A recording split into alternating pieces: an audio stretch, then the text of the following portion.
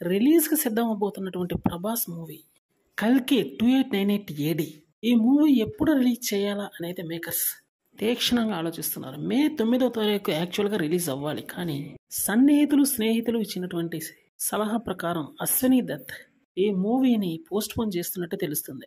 ఇక 'ప్రభాస్' మూవీ యొక్క రెండవ అప్డేట్ ఏంటంటే బాలీవుడ్‌లో ఒక సెన్సేషనల్ ప్రాజెక్ట్ అయితే స్టార్ట్ చేయబోతున్నారని తెలుస్తుంది. అందులో రాముడి క్యారెక్టర్‌లో ప్రభాస్‌ని తీసుకోవాలని చూస్తున్నారు.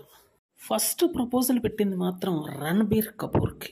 ప్రభాస్ లాంటి భారీ కటౌట్ ఉండగా రణబీర్ కపూర్ ఏం సరిపోతాడు అని కొన్ని రూమర్స్ వచ్చాయి. అందువల్ల ఇప్పుడు రణబీర్ కపూర్ కూడా సరిపోతాడో లేదో అన్న డౌట్ వచ్చేసింది జనానికి. అందువల్ల ప్రభాస్ ఖాయమవుతాడేమో అని చూస్తున్నారు. ఇక మూడవ అప్డేట్ ఏంటంటే ప్రభాస్ గురించి 'స్పిరిట్' అనే మూవీకి సందీప్ రెడ్డి వంగ డైరెక్షన్ వహిస్తున్నాడన్న విషయం మనకు తెలిసిందే.